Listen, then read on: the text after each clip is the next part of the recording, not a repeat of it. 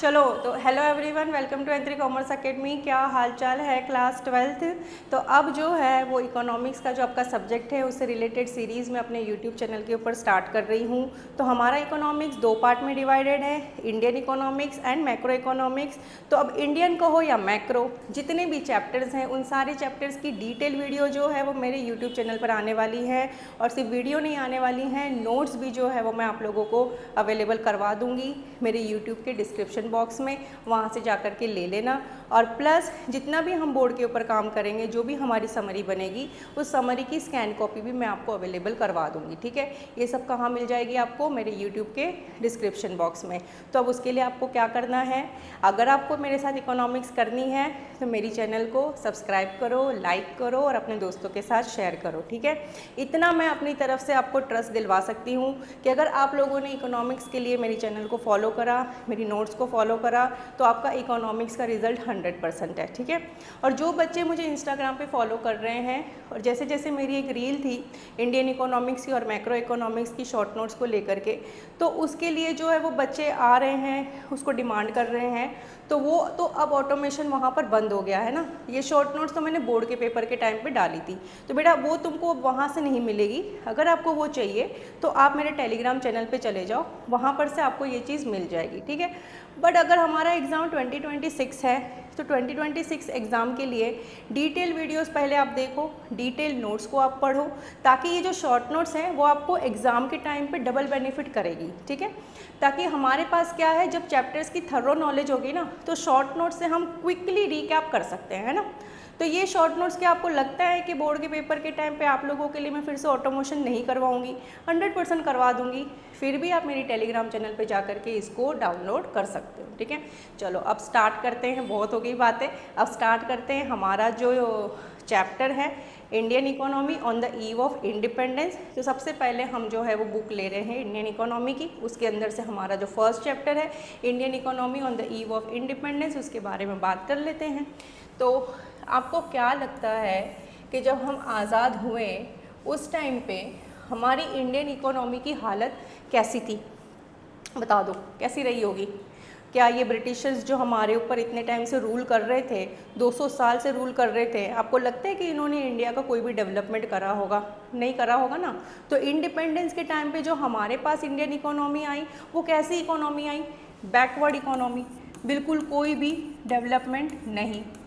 ठीक है, stagnant economy, मतलब जहाँ की तहाँ, हम आगे बढ़े ही नहीं। तो अब ये बैकवर्ड इकोनॉमी, स्टेगनेंट इकोनॉमी हमारे पास आई। तो सबसे पहले तो ये देखो कि जो ब्रिटिशर्स भारत के अंदर आए, तो ब्रिटिशर्स भारत के अंदर आए कौन सी बैटल से?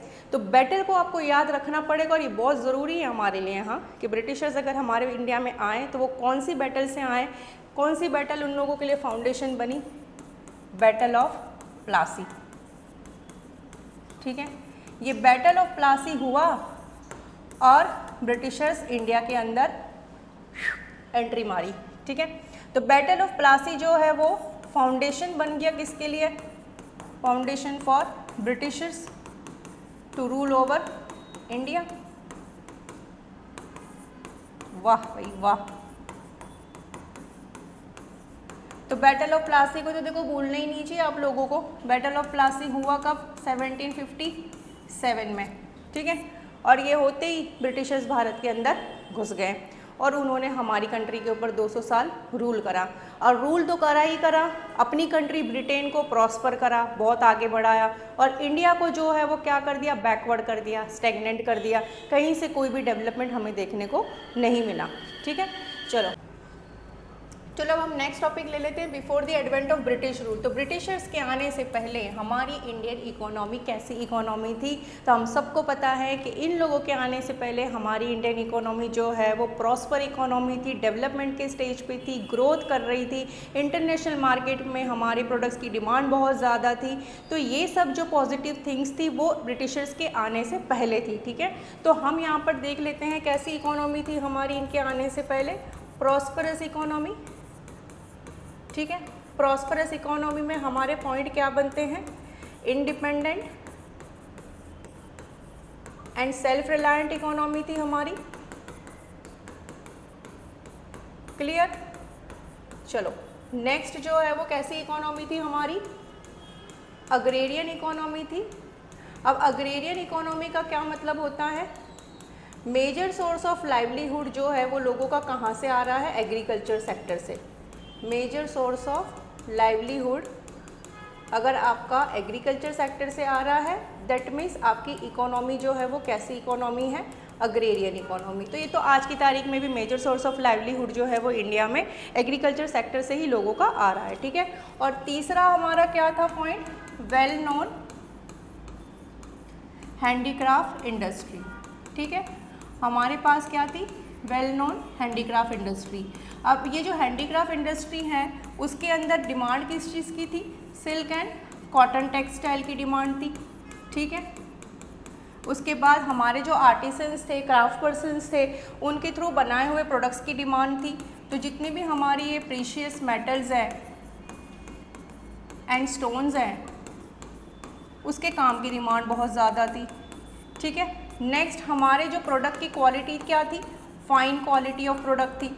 तो इसकी वजह से इंटरनेशनल मार्केट के अंदर हमारे प्रोडक्ट्स की डिमांड बहुत ज़्यादा थी। तो हम बेसिकली जो है वो बहुत ज़्यादा फ्लरिश कर रहे थे इंटरनेशनल मार्केट के अंदर, ठीक है। तो ये जो है वो सारी पॉजिटिव थिंग्स थी ब्रिटिशर्स के आने से पहले कि इंडियन इकोनॉमी अगर क्वेश्चन आता है before the advent of British rule, तो हमारे ये 3 पॉइंट जो है वो आपको एक्सप्लेन करने हैं, ठीक है। और टेंशन की कोई बात है ही नहीं, डिटेल नोट्स आपको जो है वो मेरे यूट्यूब के डिस्क्रिप्शन बॉक्स में मिल ही जाएगी, ठीक है।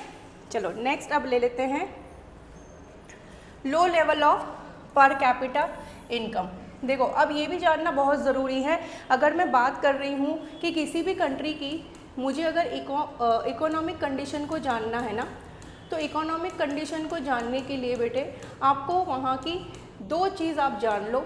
एक है पर कैपिटा इनकम, ठीक है, जिसको एवरेज इनकम कहते हैं, और ये हम क्लास 10th में भी करते हुए आए हैं, पर कैपिटा इनकम। एंड दूसरा है national income.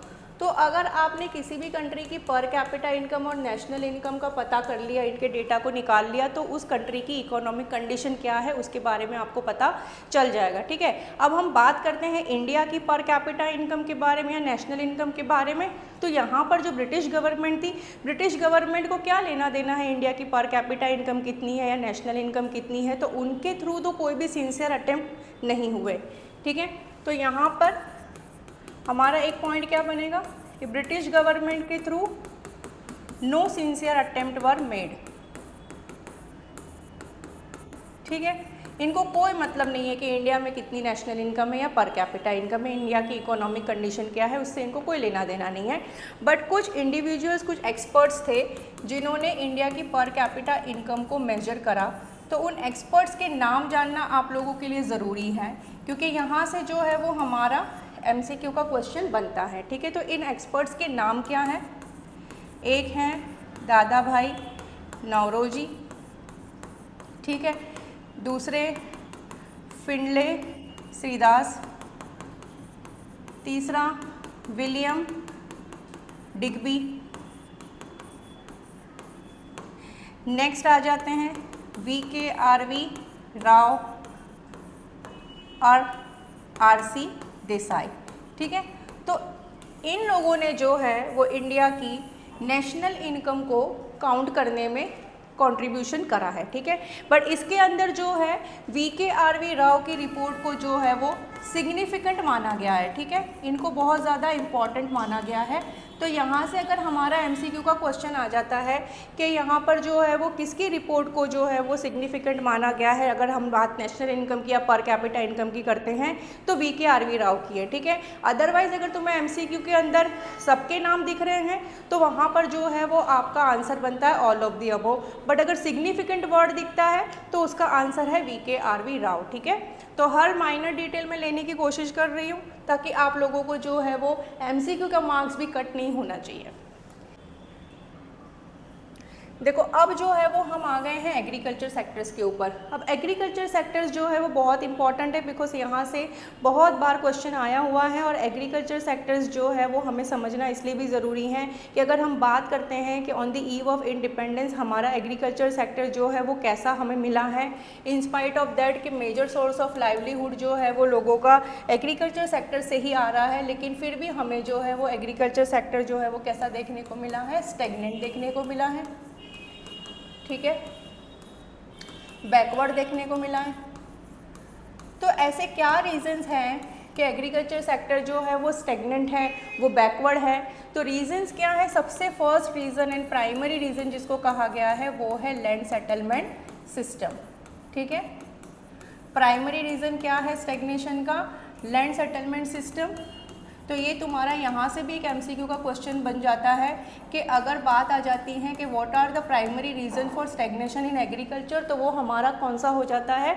Land settlement system. ठीक है, अब ये लैंड सेटलमेंट सिस्टम के अंदर आप लोगों को समझाना क्या है? आप लोगों को यहाँ पर समझाना है ज़मींदारी सिस्टम के बारे में। ठीक है, अब ज़मींदारी सिस्टम जो है वो हम सबको पता है बेटा कि ज़मींदारी सिस्टम के अंदर क्या होता था कि एक है ज़मींदार, ठीक है, और ये ज़मींदार का काम होता था कि जो कल्टीवेटर है, कल्टीवेटर के पास जाना, ठीक है, और यहाँ से जो है वो क्या कलेक्ट करके लेकर आना? लगान। ठीक है, लगान जो आज की तारीख में हम कहते हैं टैक्स कलेक्ट करके लेकर आना। तो ज़मींदार गया कल्टीवेटर के पास, वहाँ से उसने कलेक्ट करा लगान, क्योंकि लगान को कलेक्ट करने की होती थी एक फ़िक्स्ड डेट, क्योंकि इसी फिक्स डेट के ऊपर ज़मींदार को जा कर के ब्रिटिश गवर्नमेंट को क्या सबमिट करना है? लगान। ठीक है, अब ये लगान जो है वो क्या होता था? जो भी कल्टीवेटर का एग्रीकल्चरल प्रोड्यूस होता था वो agricultural produce in terms of लगान उसको ब्रिटिश गवर्नमेंट को देना होता था। ठीक है, अब ये ज़मींदार को कल्टीवेटर की इकोनॉमिक कंडीशन से कोई लेना देना नहीं। ठीक है, क्यों लेना देना नहीं है? क्योंकि अगर ज़मींदार जो फिक्स डेट है उस फिक्स डेट पे जाकर के लगान कलेक्ट करके ब्रिटिश गवर्नमेंट को नहीं देगा तो इसकी ज़मींदारी चली जाएगी, है ना। तो यहाँ पर जो है वो बेसिकली आपको लैंड सेटलमेंट सिस्टम के अंदर ज़मींदारी सिस्टम समझाना है। ज़मींदारी सिस्टम ही जो है वो बहुत ही ज़्यादा प्राइमरी रीज़न है स्टेगनेशन आने के लिए एग्रीकल्चर सेक्टर्स के अंदर। ठीक है, तो अब यहाँ पर चाहे ज़मींदार हो या ब्रिटिश गवर्नमेंट, ठीक है, दोनों में से किसी ने भी एग्रीकल्चरल सेक्टर्स को इम्प्रूव करने का सोचा ही नहीं। ठीक है, कोई एफर्ट्स इन्होंने लिए ही नहीं यहाँ पर। तो लैंड सेटलमेंट सिस्टम के अंदर ये जितने भी पॉइंट्स दिख रहे हैं आपको बोर्ड के ऊपर, वो सारे पॉइंट्स को लिखना है आपको, और टेंशन की बात नहीं है, नोट्स आपको मिल जाएगी। चलो नेक्स्ट चलते हैं। अब हम दूसरा रीज़न है स्टेगनेशन का, कमर्शलाइजेशन ऑफ एग्रीकल्चरल सेक्टर्स। तो एग्रीकल्चर सेक्टर्स को क्या कर दिया गया? कमर्शलाइज कर दिया गया। कमर्शलाइजेशन का मतलब क्या हो जाता है कि जितना भी अब प्रोड्यूस होगा वो किसके लिए होगा? मार्केट के लिए प्रोड्यूस होगा। ठीक है, अब ये जो कल्टीवेटर है वो कल्टीवेटर पहले क्या ग्रो कर रहा था? Food crops. ठीक है, बट अब जो है वो क्या ग्रो करेगा? Cash crops. ठीक है, कैश क्रॉप्स क्या हो गए हमारे? Jute and cotton. अब कल्टीवेटर जो है वो कैश क्रॉप्स क्यों ग्रो करेगा? बिकॉज ब्रिटिश गवर्नमेंट ने कल्टीवेटर को कैश क्रॉप ग्रो करने के लिए क्या दिए? इकोनॉमिक बेनिफिट दिए। ठीक है, अब ये इकोनॉमिक बेनिफिट ब्रिटिश गवर्नमेंट ने दिए कल्टीवेटर को, बट क्या ये इकोनॉमिक बेनिफिट से उसकी इकोनॉमिक कंडीशन के अंदर कोई सुधार हमें देखने को मिला क्या? कल्टीवेटर की इकोनॉमिक कंडीशन में इकोनॉमिक बेनिफिट ने कोई सुधार लेकर के आया? नो। ठीक है, नो चेंज। उसकी इकोनॉमिक कंडीशन तो वैसी की वैसी ही है। क्यों? क्योंकि पहले तो वो कम से कम फूड क्रॉप्स ग्रो कर रहा था जो उसके लिए सेल्फ सफिशिएंट था। अब जो है वो फूड क्रॉप्स ना ग्रो करके अगर कैश क्रॉप ग्रो कर रहा है तो फिर वो फूड क्रॉप्स कहाँ से लेकर के आएगा, है ना। तो उससे इसकी इकोनॉमिक कंडीशन पे तो कोई भी सुधार नहीं देखने को मिला। बट यहाँ पर जो है वो बेनिफिट किसको हुआ? ब्रिटिश गवर्नमेंट को। बिकॉज उन्होंने जो है वो अपनी कंट्री ब्रिटेन, उनको जो भी रॉ मटेरियल चाहिए थे, रॉ मटेरियल जो भी जूट और कॉटन चाहिए था, उसका प्रोडक्शन उसने कल्टीवेटर से करवा दिया, है ना। तो बेसिकली जो है वो कमर्शलाइजेशन में हम क्या बन के रह गए? फूड क्रॉप से हम शिफ्ट हो गए कैश क्रॉप्स के अंदर। ठीक है, तो ये ही सारे पॉइंटर्स जो है वो हमें कमर्शलाइजेशन ऑफ एग्रीकल्चर के अंदर लिखने हैं। नेक्स्ट आ जाता है हमारा लो लेवल ऑफ प्रोडक्टिविटी। अब देखो, प्रोडक्टिविटी मतलब जो एग्रीकल्चर प्रोड्यूस है वो हमारे पास बहुत ही कम होता था। तो कम होने के पीछे रीज़न क्या है? नो इरिगेशन फैसिलिटी, कोई इरिगेशन फैसिलिटी वहाँ पर थी नहीं, ठीक है। तो इरिगेशन फैसिलिटी नहीं है तो डिपेंडेंसी किसके होगी, डिपेंडेंसी ऑन रेनफॉल, ठीक है, बारिश के ऊपर रहो भैया, भरोसे करो। दूसरा, negligible use of fertiliser, fertiliser का यूज़ जो है वो बहुत ही कम होता था, ठीक है। तीसरा रीज़न क्या है, low level of technology, technology भी बहुत ही कम यूज़ होती थी, ज़्यादातर जो है वो ट्रेडिशनल मेथड ऑफ कल्टीवेशन ही वहाँ पर देखा जाता था, ठीक है। तो ये तीन चीज़ों की वजह से जो है वो प्रोडक्टिविटी तो आपकी कम होगी ही होगी, है ना। तो ये तो कॉमन सी बात है। अब यहाँ पर ये भी एक रीज़न है स्टेग्नेशन आने का। नेक्स्ट रीज़न जो है वो हमारा है स्कैरसिटी ऑफ इन्वेस्टमेंट, ठीक है।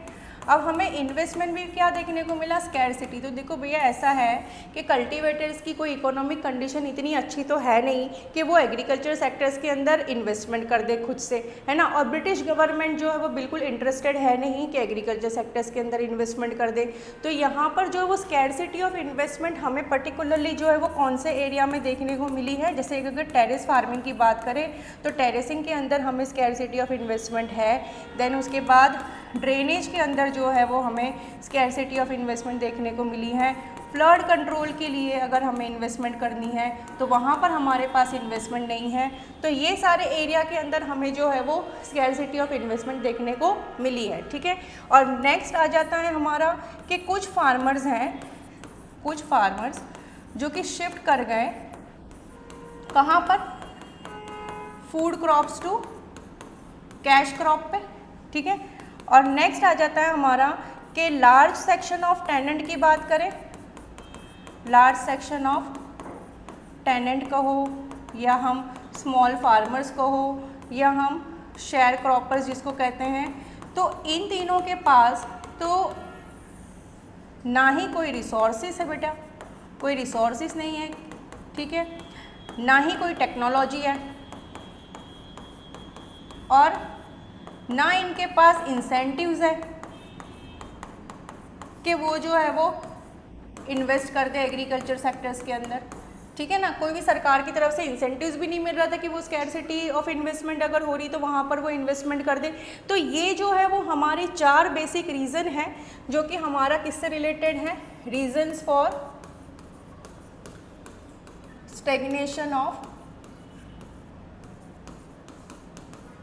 स्टेग्नेशन इन एग्रीकल्चर, ठीक है।